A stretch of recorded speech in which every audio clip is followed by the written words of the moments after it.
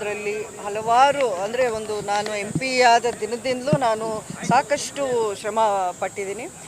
ಮೊದಲನೇದಾಗಿ ನಾನು M P ಆದ ಒಂದು ಮೂರೇ ತಿಂಗಳಲ್ಲಿ ಇಲ್ಲಿ ಒಂದು ಎಡಿಷ್ನಲ್ ಲೇಡೀಸ್ ಬೋಗಿನ ನಮ್ಮ ಸುರೇಶ್ ಅಂಗಡಿ ಅವರು, ಪಿಯೂಷ್ ಗೋಯಲ್ ಅವರು ಅವಾಗ ರೈಲ್ವೆ ಮಿನಿಸ್ಟ್ರ್ ಇದ್ದರು, ಅವರಲ್ಲಿ ಮನವಿ ಮಾಡಿಕೊಂಡು ಒತ್ತಾಯದ ಮೇರೆಗೆ ಅವರು ಅದನ್ನು ಮಾಡಿಕೊಟ್ರು. ಅದಾದಮೇಲೆ ಇಲ್ಲಿ ಮಾರ್ಕೆಟ್ ಬೀದಿಲಿ ಎಲ್ಲ ವ್ಯಾಪಾರಿಗಳಿಗೆ ತುಂಬ ತೊಂದರೆ ಆಗ್ತಿದೆ.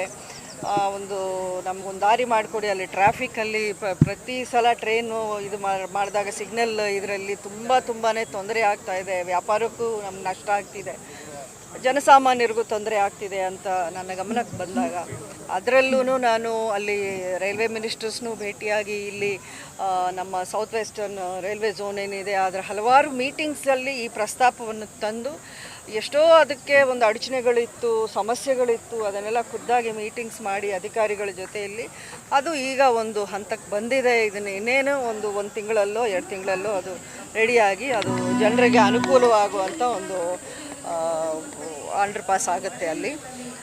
ಅಷ್ಟೇ ಅಲ್ಲ, ಎಸ್ಕಲೇಟರ್ಸ್ ಇರಲಿ ಅಥವಾ ಈಗ ಈ ಅಮೃತ್ ಯೋಜನೆಯಲ್ಲಿ ಅಮೃತ್ ರೈಲ್ವೆ ಸ್ಟೇಷನ್ ಅಂತ ಮಾಡಿರೋದು ಒಂದು ಐ ಥಿಂಕ್ ಕರ್ನಾಟಕದಲ್ಲೇ ಒಂದು 50-100ಕ್ಕಿಂತ ಹೆಚ್ಚಿನ ಒಂದು ಸ್ಟೇಷನ್ಸ್ನ ತಗೊಂಡು ಅವರು ಮಾಡರ್ನೈಸ್ ಮಾಡಿ ಒಂದು ಮೇಲ್ದರ್ಜೆಗೆ ಉನ್ನತೀಕರಣವನ್ನು ಮಾಡ್ತಿದ್ದಾರೆ. ಇದೆಲ್ಲ ತುಂಬ ಸ್ವಾಗತಾರ್ಹ. ನಿನ್ನೆ ಸಭೆ ಮಾಡಿದ್ವಿ, ಏನೆಲ್ಲ ಅಭಿಪ್ರಾಯ? ನಾವು ಈ 5 ವರ್ಷಗಳ ಒಂದು ಜರ್ನಿ ಬಗ್ಗೆ ಮಾತಾಡಿದ್ವಿ. ಪ್ರತಿಯೊಬ್ಬರು ಅವರ ಒಂದು ಭಾವನೆಗಳನ್ನು ನಮ್ಮ ಜೊತೆಯಲ್ಲಿ ಹಂಚಿಕೊಂಡಿದ್ರು, ಅವರವರ ಅಭಿಪ್ರಾಯಗಳನ್ನು ವ್ಯಕ್ತಪಡಿಸಿದ್ರು. ಅದರ ಜೊತೆಗೆ ಮುಂದಿನ ದಿನಗಳಲ್ಲಿ ನಮ್ಮ ನಡೆ ಯಾವ ರೀತಿ ಇರಬೇಕು ಅನ್ನೋದ್ರ ಬಗ್ಗೆನೂ ಚರ್ಚೆ ಮಾಡಿದ್ರು. ತುಂಬ ಪಾಸಿಟಿವ್ ಒಂದು ಒಳ್ಳೆಯ ಸಭೆ ಆಗಿತ್ತು ನಿನ್ನೆ.